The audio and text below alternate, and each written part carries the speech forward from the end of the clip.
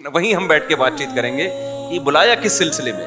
آدھا سلسلہ تو بتا دیا نا اللہ کا نام لے کے. ملکہ سبا بہت ذہین تھی. قرآن میں جتنے بادشاہوں کے واقعات آئے نا جو غیر مسلم، ان میں صرف ایک ملکہ سبا کی تعریف ہے. حالانکہ حدیث میں آتا ہے، صحیح بخاری کی حدیث، لن یفلح قوم ولوا اہل امورہم الی المرأة، وہ قوم ہرگز کامیاب نہیں ہو سکتی جو اپنے اہم معاملات عورت کے سپرد کر دے. کبھی کامیاب نہیں ہو سکتی. لیکن ملکہ سبا کی جو قوم تھی نا، اس کی کامیابی، بڑی اسٹیبل گورنمنٹ تھی نا. قرآن خود کہہ رہا ہے کہ ہر کچھ ملا تھا ان، بہت پاورفل لوگ تھے، بڑی اسٹیبل گورنمنٹ تھی. وہ تھی کس کی وجہ سے؟ عورت کی وجہ سے. میں بھی بتاؤں گا پوائنٹ کہ اس میں کیا کیا ذہانت والی باتیں کی ملکہ سبا نے، جس سے پتہ چلتا ہے کہ یہ سارا کریڈٹ جو اس ملک میں جو اتنی اسٹیبل گورنمنٹ تھی، وہ سارا کریڈٹ کس کو جاتا ہے؟ ملکہ سبا کو جاتا ہے. تو اس سے پتہ چلتا ہے کہ کچھ مستثنیات ہوتے ہیں. تھوڑی سی گاڑی اردو ہے. مستثنیات کا مطلب کچھ لوگ عام قاعدے اور کلیے سے ہٹے ہوئے ہوتے ہیں. مرد کو اللہ نے عورت سے زیادہ ذہانت دی ہے، یہ بات احادیث سے بھی ثابت ہے، قرآن سے بھی ثابت ہے.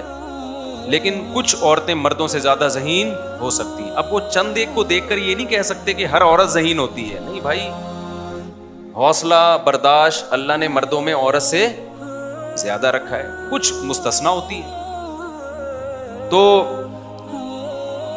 یہاں بھی ایسا ہی ہے. اب لوگ اکثر یہ ملکہ سبا کی مثالیں دے کے کہتے ہیں وہ جب ریاست کی حکمران بن سکتی ہے تو ہمارے گھر میں ہماری بیوی ہمارا باپ کیوں نہیں بن سکتی؟ ہمارے گھر میں ہماری بیوی ہمارا باپ کیوں نہیں بن سکتی؟ سارے فیصلے وہ کرے گی. بھائی وہ کچھ مستثنیات ہوتے ہیں. کچھ تو گھر ایسے ہیں جن میں ہم کہتے ہیں کہ بیگم کے حوالے کر دے، تو مخنچو ہے، تو بے وقوف ہے، تیرے سے گھر نہیں چلے گا. تو کچھ ہوتے ہیں. لیکن یہ جرنلی اگر ایسا ہو جائے، عمومی ایسا ہو جائے کہ سارے اہم معاملات عورتوں کے حوالے کر دیے جائیں، تو سوسائٹی میں سدھار کے بجائے تباہی پیدا ہوگی، جیسے کہ ہو رہی ہے. اب یہی ہو رہا ہے. ہر معاملے میں کس کے حوالے کر دیا ہے؟ عورت کے حوالے کر دیا ہے. تو خواتین ان باتوں سے ناراض ہوتی ہیں. لیکن میں تو وہی بات کروں گا نا جو اللہ رسول کی بات ہے. پھر خواتین خود پچھتاتی ہیں. جن خاندانوں میں مردوں کا ہولڈ ہے نا، آپ ان خاندانوں کو زیادہ مینج دیکھیں گے، زیادہ اسٹیبل دیکھیں گے. جن خاندانوں میں مردوں کا ہولڈ ختم، وہاں کیا ہے؟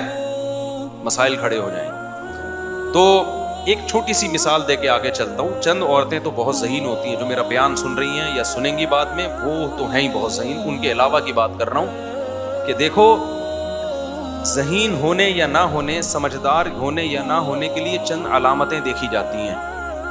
ان چند علامتوں میں ایک زیادہ بولنا بھی ہے.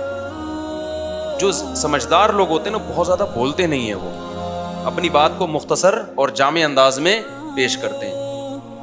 دیکھو، بچہ زیادہ بولتا ہے نا، جب تھوڑا بڑا ہو جاتا ہے تو پھر زیادہ نہیں بولتا. آپ کسی محفل میں 10 مردوں کو بٹھا دو اور دوسری جگہ 10 خواتین کو بٹھا دو. مردوں کے محفل میں آواز بھی کم آئے گی آپ کو اور ہلکی بھی آئے گی. خواتین کے کہیں 10 بیٹھی ہوں، پھر آپ دیکھو. ہم تو بچپن میں نوٹ کرتے تھے جب ہم شادیوں میں جاتے تھے نا، مردوں کے تمبو میں اور خواتین کے تمبو میں بڑا فرق ہوتا تھا. تو غصہ آتا ہے خواتین کو یہ باتیں سن کے. میرا مقصد کسی کی توہین نہیں ہے. اسلام میں خواتین کا بڑا مقام ہے. حضرت مریم بھی تو ایک عورت تھی نا، جن کا قرآن نے کتنی عزت احترام سے ذکر کیا. یا مریم اقنتی لربک، ایسے خطاب کیا جیسے پیغمبروں سے خطاب ہوتا ہے. حضرت موسیٰ کی ماں بھی کیا تھی؟ ایک عورت تھی. فرعون کی بیوی بھی کیا تھی؟ آسیہ، وہ ایک عورت تھی. فرعون بغیرت، استغفر اللہ، گالیاں نہیں دینی چاہیے لیکن مجھے غصہ آ گیا. اس کی بیوی کیا تھی؟ کس قدر نے ایک اتنے بڑے ظالم کی بیوی ہو کے وہ موسیٰ کو برحق سمجھ رہی ہے اور قربانی دی اس نے، شہید ہو گئی وہ. تو حضرت عائشہ بھی کیا تھیں، جن سے آدھا دین ہمیں ملا ہے، وہ بھی عورت تھیں. تو مقصد عورت کی توہین نہیں ہے. مقصد صرف یہ بتانا ہے کہ اہم معاملات کس کے حوالے کر ہونے چاہیے، گھروں کے، ریاست کے بھی، گھروں کے بھی. وہ کس کے؟ مردوں کے ہاتھ میں ہونے چاہیے وہ اہم معاملات. اچھا بھائی، ہم اب آگے چلتے ہیں. تو سلیمان علیہ السلام نے اس کو کہا کہ بھائی ان بندی بن کے چلی جاؤ. قالت یا ایھا الملأ افتونی فی امری، اس نے فوراً اجلاس بلایا.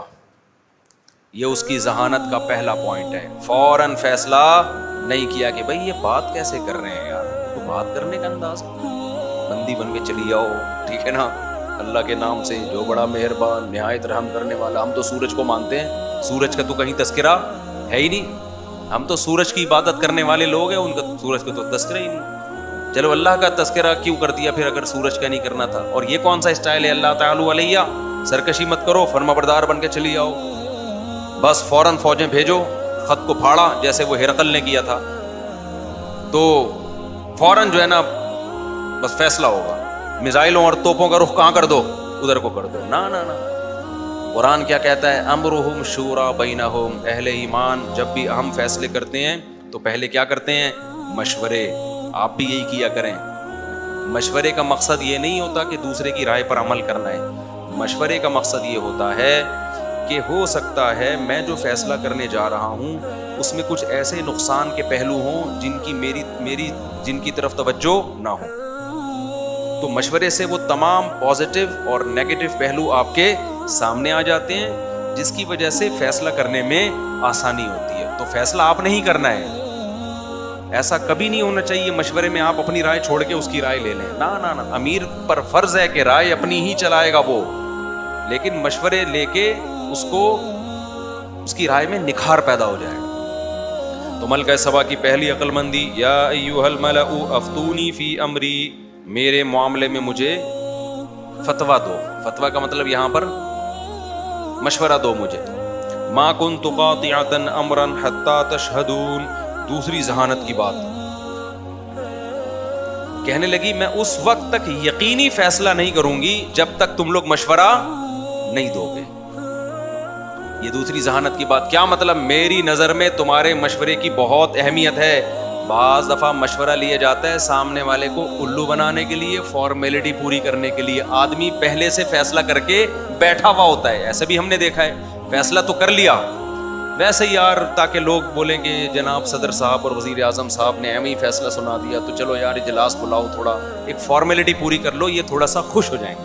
جیسے آج کل لڑکے کر رہے ہیں, لڑکی پسند کر لی ہے, شادی وہیں کرنی ہے, بھلے اسے بھگا کے کریں یا خود بھاگ کے کریں.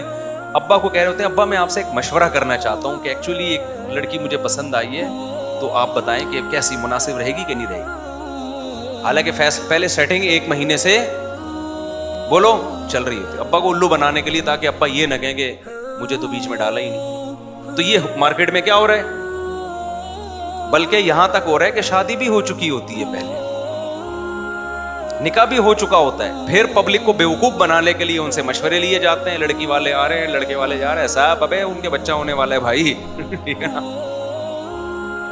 سب الو بنانے کی باتیں ہو رہی ہیں. پھر جی ہمارا استخارہ یہ نکلا ہے, پھر یہ ہوا ہے, پھر وہ, اب چلو. تو ملکہ سبا کی دوسری ذہانت کی بات یہ ہے کہ اس نے یہ بھی شو کر دیا کہ یہ مشورہ اوپر سے نہیں ہے. میری نظر میں تمہاری ویلیو ہے, تم جو رائے پیش کرو گے اس کے بعد, اس سے پہلے میں کوئی فیصلہ نہیں کروں گی. تیسری بات یہ بھی اس کی ذہانت کی بات کہ فیصلہ میرا ہی ہوگا. ما کنت قاطعۃ امرا, میں اس وقت تک فیصلہ نہیں کروں گی جب تک تم حاضر نہیں ہوگے اس میں مشورے میں. مطلب یہ نہیں کہہ دیا کہ مجھے تو ایکچولی سمجھ میں ہی نہیں آ رہا, تم کرو جو فیصلہ کرنا ہے. تو بھائی ہم نے تمہیں اپنا باپ اس لیے تھوڑی بنایا کہ فیصلے ہم کریں گے بیٹھ کے. آج یہی ہو رہا ہوتا ہے بہت سی جگہوں پہ. جو امیر ہے, جو سردار ہے, جو قوم کا بڑا ہے, اس میں ڈیسیجن پاور ہی نہیں ہوتی. ادھر جا رہا ہے وہ اس کو سمجھا رہا ہے تو ادھر کو لڑک رہا ہے, وہ ادھر سمجھا رہا ہے تو ادھر کو لڑک رہا ہے, وہ ادھر سمجھا رہا ہے تو ادھر کو لڑک رہا ہے, وہ ادھر سمجھا رہا ہے تو ادھر کو لڑک رہا ہے. پھر پریشان ہو رہے ہیں میں کیا کروں. تو فیصلے کی پاور ملکہ سبا نے اپنے ہاتھ میں رکھی ہے. اور چوتھی بات یہ, ما کنت قاطعۃ امرا, میں یقینی فیصلہ, قاطعا کا مطلب یقینی فیصلہ اس وقت تک نہیں کروں گی جب تک تمہاری رائے میرے سامنے نہ آ جائے. کیا مطلب؟ ایک رائے تو میری ہے, جو فیصلہ ہے میرا ذہن بن چکا ہے, لیکن ابھی میں اس پہ, جب تک تمہاری رائے نہیں آ جائے گی یقینی فیصلہ نہیں ہوگا. وہ اس کی رائے یہی تھی کہ جنگ نہیں ہونی چاہیے, لیکن بھائی میں تم سے مشورہ لوں, ہو سکتا ہے کوئی ایسی بات تم لوگ سامنے رکھو کہ جس کی بیس پہ میرا فیصلہ تبدیل ہو جائے. تو کوئی ڈھنگ کی بات سامنے لے کر آؤ. تو یہ 4 پوائنٹ کی بات نوٹ کرنے کی ہے اس سے. تو وہ قوم کیا کہنے لگی؟ قالوا نحن اولو قوت، سارے بیٹھ گئے نا، فوج کے commander, chief of army staff اور نیوی، ایئر فورس، اس زمانے کی جو بھی ایئر فورس ہوگی، جو بھی اس زمانے میں فوجیں ہوا کرتی تھی، سارے بڑے بڑے آفیسرز آ کے ملکہ سبا کے دربار میں آ کے، جنگ کے جو ماہرین تھے ظاہر ہے انہیں کو بلایا ہوگا نا، مشورہ ہمیشہ اس کے اہل سے لیا جاتا ہے، تو وہ کہنے لگے نحن اولو قوت و اولو بأس شدید۔ دیکھ ملکہ، جنگ لڑنے کے لیے دو چیزوں کا ہونا ضروری ہے، ایک ایکسپیرینس ہو جنگوں کا، نمبر دو صرف تجربہ نہ ہو بلکہ پاور بھی ہو۔ دو چیزوں سے جنگ ہوتا ہے نا، ایک آدمی کے پاس طاقت تو ہے، بہت زبردست پاورفل ہے، تجربہ نہیں ہے جنگ لڑنے کا، پٹے گا وہ بھی برے طریقے سے۔ ایک تجربہ کار قوم تو ہے، بہت جنگیں لڑی ہیں، ہٹلر نے بہت جنگیں لڑی تھی نا، لیکن پٹ پٹا کے بیٹھ گیا تھا، دوبارہ جنگ لڑی اس نے، پاور ختم ہو گئی تھی نا اس کے پاس۔ اب جب ہٹلر رشیا سے شکست کھا کے واپس ہوا ہے تو لوگ اس کے پاس جاتے کہ سر ہم تیسری جنگ عظیم کا آغاز کرنے والے ہیں، آپ کا ایکسپیرینس بہت ہے تو آپ کو اپنا خلیفہ بنا رہے ہیں۔ کہہ گیا ایکسپیرینس جب نہیں تھا تو پاور بہت تھی، جب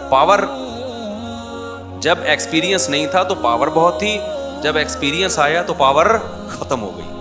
بہت سے لوگوں کے پاس جب پیسہ ہوتا ہے کاروبار کا تجربہ نہیں ہوتا، جب تجربہ ہوتا ہے تو پیسہ ختم، جیسے میرے ساتھ ایسے ہی ہوا۔ ماضی میں نے پیسے جب تھے، تجربہ نہیں تھا تو نہ تجربی کاری میں پیسے لگاتا گیا، الحمدللہ اللہ کا ایسا فضل ہوا، تجربہ بہت آ گیا، پیسے کیا ہو گئے، اس تجربے کی بھینٹ چڑھ گئے۔ پھر لوگ مجھ سے آ کے مشورے لیتے حضرت آپ کا ایکسپیرینس بہت ہے، میں کہتے خالی ایکسپیرینس ہی لے کے گھوم رہا ہوں میں۔ اب وہ کہتے تھے وہ ایکسپیرینس ہے کیا؟ میں اب وہ کہتا ہوں ایکسپیرینس یہ ہے کہ کسی کو اپنا پیسہ کاروبار کے لیے نہ دو، بس یہی ایکسپیرینس۔ ٹماٹر بیچو مگر خود بیچو، لیکن لوگوں کی کھوپڑی میں یہ بات نہیں آ رہی ہے، جیسے روحانی عامل والوں کی لوگوں کے دل سے عقیدت نہیں نکل رہی ہے نا، سمجھا کے تھک گئے، یہ تمہیں الو بنانے کے لیے بیٹھے لیکن نئی عقیدت نکلتی۔ ایسے ہی بار بار سمجھایا کہ جب کسی کو بزنس کے لیے پیسہ دیا تھوڑے دن تک دے سکتا ہے، ہو سکتا ہے کما کے دے، اس کے بعد نہیں دے گا کما کے، وہ بھول جاؤ، دماغ سے نکال دو، تمہارا اپنا پیسہ بھی واپس نہیں ملے گا۔ نہیں آ رہی سمجھ میں، دے رہے ہیں لوگ، دیتے نا، مجھے آگے بتا رہے تو مجھے تو 1 سال سے دے رہا ہے، مجھے تو 1 سال سے دے رہا ہے، ابھی دیکھنا بھی آگے ہوگا کیا۔ 10 سال پہلے ایک صاحب کے کروڑوں روپے لگے ہوئے تھے، میں نے کہا مت لگاؤ، نکال لو یہاں پہ۔ کہہ رہا ہے یار مفتی صاحب سارے ایک جیسے نہیں ہوتے، میں تو دے رہا ہے مجھے، دیکھیں میں نے یہ گھر بنا لیا، یہ کر لیا۔ میں نے کہا نہیں بہت سمجھایا، نہیں، 10 سال تک وہ دیتا رہا، اس کے بعد کروڑوں روپے لے کے مارکیٹ سے شارٹ۔ چلو ابھی بھی سمجھ میں آئے گا نا۔ اچھا میرے بھائی، قالوا نحن اولو قوت، تو انہوں نے کہا دیکھ ملکہ سبا، 2 چیزیں چاہیے لڑنے کے لیے، ایک پاور اور ایک ایکسپیرینس، تو تجربہ بھی ہمارے پاس ہے، اولو بأس شدید، سخت جنگوں والے لوگ ہیں ہم، یہ جو اتنی بڑی ریاست بنی ہے ایسے ہی تھوڑی بن گئی، ہم لوگ سخت جنگوں والے کا کیا مطلب؟ یہ تو جنگیں تو ہم لڑتے رہتے ہیں، کوئی اتنا بڑا مسئلہ نہیں ہے، اولو قوت اور پاورفل بھی لوگ ہیں، شکست خوردہ لوگ نہیں ہیں۔ اس میں انہوں نے اشارہ کر دیا کہ اگر تو حملہ کرنا چاہے گی، آرڈر دے گی، تو یہ نہ ذہن میں رکھنا کہ ہمیں شکست ہو جائے گی، ہمیں شکست انشاءاللہ، ان کا انشاءاللہ ان کے حساب سے، وہ تو غیر مسلم تھے، شکست نہیں ہوگی۔ والامر الیک، لیکن معاملہ تیرے حوالے ہے، فانظری ماذا تأمرین، جو حکم تو دے گی اس کے بارے میں تو غور کر لے، ہم اس حکم کو فالو کریں گے۔ دیکھو ایک اسٹیبل ریاست کے یہ اصول ہوتے ہیں کہ جو ملک کا سربراہ ہے نا، ڈیسیجن پاور کس کے پاس ہوتی ہے؟ اسی کے پاس ہوتی ہے۔ ہمارے ملک کی جو واٹ لگی پڑی ہے نا، اس میں پتہ ہی نہیں کہ پاور ہے کس کے پاس، کس کمبخت کے پاس ہے ملک کا اختیار، ڈیوائیڈ ہوئے ہیں اختیارات۔ گٹر کے ڈھکن کا اختیار سندھ حکومت کے پاس نہیں ہے، ہمارے جو گٹر کے ڈھکن ہے نا، جا کے پوچھو ڈھکن کہاں ہے، ہمیں کسی بھی وزیر کا دروازہ کھٹکھٹاؤ، کہہ رہے یہ میرا ڈپارٹمنٹ، ابے پھر کس کا ہے یہ؟ اور آگے اوپر سطح پہ جاؤ، اسمبلیوں میں جو کچھ ہو رہا ہے، اتنا گندا غلیظ نظام ہمارے ملک پہ مسلط ہے نا، اس میں کتنا بھی اچھا آدمی آ جائے کچھ بھی نہیں کر سکتا، کچھ بھی نہیں کر سکتا، وہ پتہ ہی نہیں کس نے کرنا کیا ہے۔ تو ایک بندہ ہونا چاہیے جو پاورفل ہو، جس کے ہاتھ میں ڈنڈا ہو، سمجھ رہے ہو؟ وہ ہو سکتا ہے کچھ غلط کرے لیکن صحیح بھی وہی کرے گا۔ آپ دیکھ لو نا، ماضی میں جب ایک پاورفل حکمران آیا تو اس نے کچھ غلط کام بھی کیے لیکن وہ اچھے بھی بہت سارے کر کے چلا گیا. وہ تو جو ریاست کی جو فطرت ہے نا, نیچر ہے حکومت کی, وہ یہی ہے کہ جب تک کوئی پاورفل حکومت نہیں ہو. دیکھو اسلام یہ بھی چاہتا ہے کہ حکومت صحیح لوگوں کے ہاتھ میں ہو, لیکن اس سے زیادہ اسلام اس کو فوکس کرتا ہے کہ ایک شخص کے ہاتھ میں ہو. یہ پتہ ہے آپ کو, یہ پوائنٹ ٹو بی نوٹڈ ہے. اسلام چاہتا ہے کہ حکومت صحیح لوگوں کے ہاتھ میں آئے, اگر نہیں آئی ہے تو ایک بندے کے ہاتھ میں آئے, بے شک وہ غلط ہو. نہیں یاری بات میرا خیال ہے. مثال کے طور پر آپ کے پاس ایک ایسا طریقہ ہے حکومت قائم کرنے کا جو بڑا بہترین طریقہ, ساری دنیا اس کو مانتی ہے, لیکن اس کے نتیجے میں جو چیز مارکیٹ میں آئے گی نا, جو تہجد گزار چیز آئے گی لیکن پاورفل نہیں ہوگی. اسلام کہتے ہیں اس گالی نکلنے والی تھی, اس کو کیا کرو, اس کو ہٹا کے کسی کام کا نہیں ہے سارا. جب یہ کچھ کر ہی نہیں سکتا تو نیک ہو کے کرنا کیا ہے اس کا. دوسرا وہ طریقہ ہے کہ غلط آدمی آ گیا لیکن کیا ہے, پاورفل ہے, وہ بچا لے گا ملک کو. تبھی تو حدیث میں آتا ہے, صحیح مسلم کی حدیث, کہ جب مسلمانوں کا ایک امیر بن جائے تو جو بھی اس کے خلاف کھڑا ہو فقتلوہ, اس کو قتل کر دو, کائنم من کان, حدیث کا چاہے جیسا بھی ہو اس کے خلاف کھڑے ہونے والا. یعنی جو اس کے خلاف کھڑے ہونے والا کیسا ہی کو, کیا مطلب کتنا ہی نیک کیوں نہ ہو, لیکن اس کو کیا کر دو. وجہ اس کی ہے کہ جب ایک شخص کے پاس اختیارات ہوتے ہیں تو پاور ہوتی ہے, ملک اسٹیبل ہوتا ہے, پاورفل. کچھ گڑبڑیں تو ہوتی ہیں, بہت سے صحیح بھی تو ہوں گے نا. جب پاورفل ریاست ہی نہیں ہے تو کچھ نہ صحیح ہوگا نہ غلط ہوگا, دوسری ریاستیں آپ کو کھا جائیں گی. آپ ہمارے کنٹری کا حال دیکھو نا, لمبے لمبے پروجیکٹ کیوں ویژن نہیں بنتے, اس لیے کہ وزیر اعظم یا صدر کو پتا ہوتا ہے میں 5 سال کے لیے آیا ہوں اور اس کا بھی مجھے پتہ نہیں 2 سال میں نکلوں گا, 2.5 سال میں نکلوں گا, عزت کے ساتھ نکلوں گا, ذلیل کر کے نکلوں گا میں. وہ تھوڑی لمبی لمبی پلاننگ کرے گا کہ ابھی جو محمد بن سلمان ہے MBS, اس نے پلان بنایا 2030 میں سعودی عرب کو یہاں تک پہنچانا ہے. اس پلان میں ٹھیک ہے کچھ چیزیں غلط بھی ہیں لیکن کچھ چیزیں صحیح بھی ہیں, کوئی پلان تو بن گیا نا. لیکن اگر ایسا کوئی پاورفل حکمران نہیں آئے گا تو کسی قسم کا کوئی پلان بنے گا نہیں. اور ایک بات ہمیشہ یاد رکھو, جس قوم کا یا جس شخص کا اپنا کوئی پلان نہ ہو وہ ہمیشہ دوسروں کی پلاننگ کا حصہ بن جاتا ہے. سمجھتا نہیں ہے, جس کا اپنا بزنس نہ ہو تو کسی کی بزنس میں اس کو جاب کرنی پڑے گی نا, تو اس کے بزنس کو پروموٹ کرنے کا ذریعہ نہیں بنے گا وہ. جس کا اپنا ویژن نہیں ہوتا وہ دوسروں کے ویژن کا حصہ. جب تک پاکستان میں کوئی پاورفل ریاست نہیں آتی, پاکستان کا اپنا نہ کوئی ویژن بن سکتا ہے. پاکستان بین الاقوامی طاقتوں کے ویژن کا حصہ بنے گا اور وہ ہمیں ٹیشو پیپر کی طرح استعمال کرتے رہیں گے. ہم ان کی پالیسیوں پہ چلتے رہیں گے, اپنا تو کچھ ہے ہی نہیں. وہ کہیں گے آپ ایسا کریں, ایکچولی اب آپ ایسا کر لیں, ایکچولی اب آپ ایسا کر لیں. کیوں کریں, اس سے ہمیں کیا فائدہ ہے, تمہیں کیا فائدہ ہوگا, ہمیں بہت فائدہ ہوگا اس سے. آئی بات سامنے, تو ان کو فائدہ ہو رہا ہے اس بےہودہ نظام سے. خیر آگے چلو میرے بھائی, زیادہ ہو گیا, ہوا تو بہت کم ہے لیکن اس تفسیر کے حساب سے پھر ہم ہٹ جائیں گے تفسیر سے. تو انہوں نے کیا کہا, اسٹیبل گورنمنٹ تھی نا, انہوں نے کہا دیکھ ہم بہت پاورفل لوگ ہیں, ملکہ سبا ہے, لڑ سکتے ہیں, لیکن فیصلے کی پاور کس کے پاس ہے, آپ کے پاس. جو فیصلہ ہوگا, جنگ کرنی ہے تو بھی لڑیں گے, نہیں کرنی ہے تو بھی. ایسے جذباتی بھی نہیں ہے کہ ملکہ سبا نے کہہ دیا جنگ نہیں کرنی تو ہم کو بغیرت لوگ ہیں کیا, ایسا ہوتا ہے نا. ابے ہماری تو ملکہ صاحبہ نے ہماری تو پوری دنیا میں مٹی پلید کر دی, ہمارا تو امیج ہی دنیا میں کیا کر دیا, ایک خط پہ ڈر گئی, ایک خط پہ کیا ہے, ڈر گئی. اس طرح کی باتیں اگر ریاست میں شروع ہو جائیں, ایک شخص کی رائے نہ ہو تو پھر ملک 2 حصوں میں بڑھ جاتا. کچھ فوجی اس کی طرف ہو جاتے, کچھ فوجی دوسری طرف ہو جاتے. پھر ایک فوجی ملکہ سبا کا حامی ہوتا, فوجیوں کے جو بچے ہوتے وہ اپوزیشن کے حامی ہوتے. پھر تحریکیں شروع ہوتی, ملکہ سبا کو ہٹاؤ یہاں سے. پھر ملکہ سبا کہتی ہے, کچھ اس کے ساتھ ہوتے کہ میں نہیں ہٹوں گی. پھر ایک تحریکیں چل رہی ہوتی ہے. سلیمان علیہ السلام کو کوئی فوج بھیجنے کی ضرورت ہی نہیں تھی, صحیح ہے نا, وہ ہدہد کے ذریعے ہی حکومت کا خاتمہ کر دیا. پھر ایسے موقع پہ ایک تیسری تحریک عالمی طاقتوں کی چلنا شروع ہو جاتی ہے. پھر کچھ پیسے اپوزیشن کو وہاں سے ملتے, پھر کچھ وہاں سے ان کو ملتے. اس کے بعد تو اللہ تعالیٰ فرماتے ہیں تو قالت ان الملوک, اب ملکہ سبا نے کیا کہا, ان الملوک اذا دخلوا قریۃ, کیا زبردست ذہانت ہے یار اس کی. یہ نہیں کہہ رہی کہ ہم نے ہر قیمت پہ لڑنا ہے, نہ, یہ بھی نہیں کہہ رہی کہ ہم نے نہیں لڑنا ہے. یہ جلد بازی کا فیصلہ ہوگا. بھائی سلیمان نے جو اپنا کام کرنا تھا وہ کر دیا, اب ہم نے دیکھنا ہے جاسوس بھیج کے اور کچھ آزما کے کہ یہ قوم اس قابل ہے کہ ان سے لڑا جائے یا ان سے نہ لڑا جائے. اور اس کے لیے میرے پاس ایک طریقہ ہے کہ یہ جو ہے سلیمان، انہوں نے اللہ کا نام استعمال کیا ہے. بسم اللہ الرحمن الرحیم، شروع اللہ کے نام سے جو بڑا مہربان اور نہایت رحم کرنے والا ہے. آپ کو پتہ ہے اس زمانے میں جس کا کسی بھی طرح سے منجن نہ بکرا ہو تو پھر وہ اللہ رسول کا نام استعمال کرنا شروع کر دے. آپ نے منجن دیکھے ہیں نا، بسوں میں جب جاتے ہیں ایک عام آدمی جا کے منجن بیچے گا نہیں بیچتا، لیکن جب وہ کہتے ہیں الصلاۃ والسلام علی رسول اللہ، پھر وہ نماز روزے کی ترغیب دیتا ہے، پھر چہرے پہ داڑھی ہوتی ہے، پگڑی ہوتی ہے، پھر کہتے ہیں 5 روپے کی ٹافی گلے کو صاف کرتی ہے، لوگ ایک دم اس سے لیتے ہیں کہ یار بڑا نیک پرہیزگار آدمی ہے.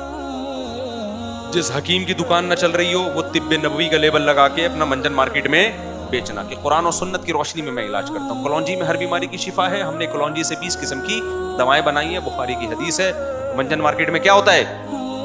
کورونا کا علاج قرآن حدیث کی روشنی میں، کینسر کا علاج قرآن و سنت کی روشنی میں. اب تو ڈاکٹروں نے بھی یہ روشنی استعمال کرنا، بعض ڈاکٹروں نے، سب تو نہیں. تو جس کا منجن نہ بک رہا ہو، روحانی والے تو بیچتے ہی منجن قرآن و سنت کا ہے. بھائی قرآن میں شفا ہے، بھائی میری بیگم سے بن نہیں رہی ہے، او بھائی تیری بیگم پہ جادو ہے. بھائی ڈاکٹر صاحب، وہ روحانی صاحب، آپ کو کیسے پتا چلا جادو ہے؟ ابے کیا نبی پہ جب جادو ہوا تھا تو تیری بیگم پہ نہیں ہو سکتا؟ اچھا پھر اس کا علاج کیا؟ قرآن میں شفا ہے. قرآن میں جب شفا ہے تو کسی بھی مولوی صاحب سے دم کروا لے نا، تیرے والے قرآن میں کیوں ہیں؟ قرآن میں شفا. ایسی باتیں قرآن کر کے الو بنا کے اس کی بیگم مارکیٹ سے شارٹ. 2 آدمیوں کو تو میں نے آپ کے سامنے، ایک تو کل کا واقعہ، 3 دن پہلے کا، اور بھی بہت سارے واقعات ہیں. بیگم کیا ہوئی تو منجن کیا بکتا ہے؟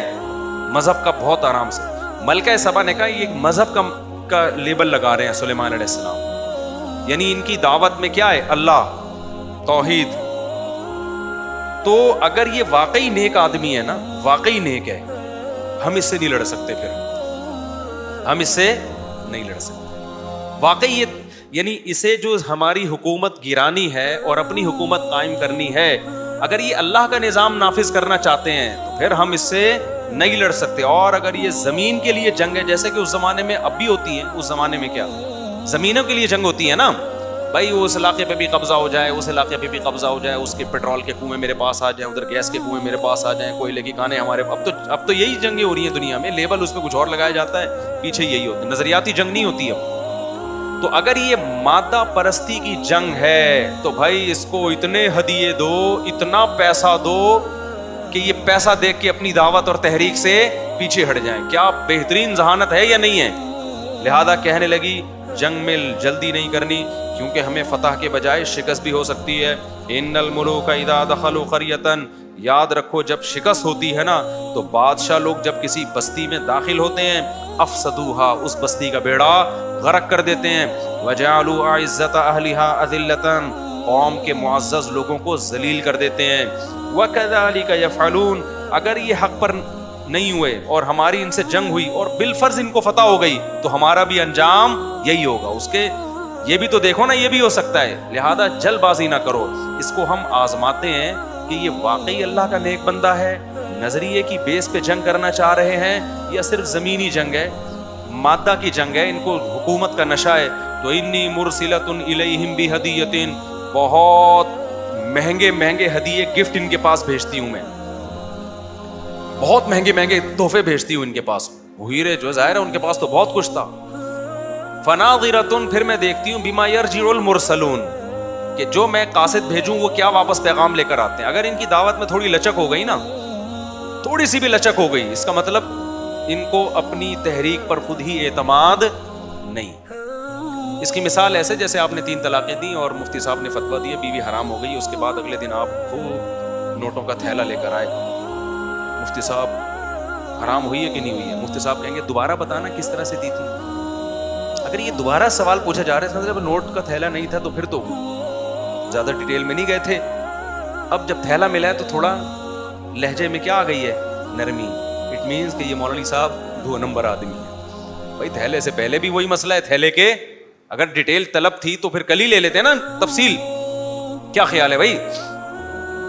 تو اب کیا ہے کہ جی اس نے کیا کیا, انی مرسلۃ الیہم بہدیۃ, بہت سارے ہدایہ بھیجے.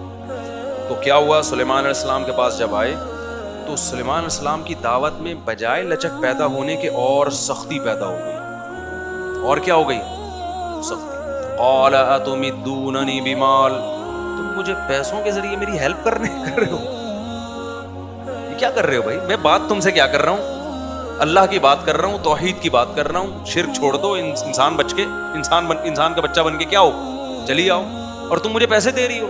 فما آتانی اللہ خیر مما آتاکم, قاصدین سے کہا اس کو بتا دینا کہ جو کچھ اللہ نے مجھے دیا ہے نا وہ تم سے بہت زیادہ ہے. یعنی ویسے بھی میں اس دعوت سے پیچھے نہیں ہٹوں گا, اور پیسے ویسوں کی تو میرے سے بات ہی نہیں کرو, پیسوں کی تو مجھ سے بات ہی نہیں کرو. ارجع الیہم, اور پھر اس کو بولا کہ اب تو واپس چلا جاؤ, اب خط نہیں آئے گا. ہدہد کے پاس اتنا ٹائم نہیں ہے کہ وہ خط و کتابت کرتا رہے گا. ہدہد کے اور بھی بہت سارے کام, اس کی تو غیر حاضری ہو جاتی ہے, بہت سارے کام نمٹ جاتے ہیں, رہ جاتے ہیں ہمارے. ارجع الیہم, قاصد سے کہا واپس. فلناتینہم بجنود لا قبل لہم بها, اب خط نہیں آئے گا, قاصد نہیں آئے گا, اب فوج لڑائی کی تیاری شروع کر رہی ہے. ہم ایسا لشکر لے کے حملہ کرنے آ رہے ہیں, لا قبل لہم بها, یہ لوگ اس کا مقابلہ کرنے کا تصور ہی نہیں کر سکتے. اتنی بڑی فوج ہوگی, اتنے گھوڑے, اتنی تلواریں, جو بھی پھر زرہیں اور لوہے کے جنگی ٹوپیاں, پورے جاہو جلال کے ساتھ ہم اس سمت میں جا رہے ہیں جہاں گوگل نے ہمیں, وہ ہدہد نے ہمیں بتائی ہے. اس زمانے کا گوگل ہدہد ہی تھا. لا قبل لہم بها ولنخرجنہم منها اذلۃ, اور جب ہم لڑیں گے نا تو انہیں اس علاقے سے عزت کے ساتھ رخصت نہیں کریں گے کہ سب کو گرفتار کر کے صوفے پہ بٹھایا ہم نے کہ جی ایکچولی آپ چونکہ ہم سے لڑ کے تھک گئے ہوں گے تو آپ لوگ چائے وائے پئیں اور جہاں جہاں اپنے اپنے گاؤں دیہاتوں میں جانے وہاں تشریف لے جائیں. نا نا نا, ہم ان کو رسوا کر کے نکالیں گے. وہم صاغرون, اور یہ عزتدار لوگ ذلیل ہو چکے ہوں گے, کیونکہ جنگ میں تو پھر جنگ ہوتی ہے. ملکہ سبا کو اندازہ ہو گیا بھائی یہ پیسوں کی لالچ ان میں نہیں ہے.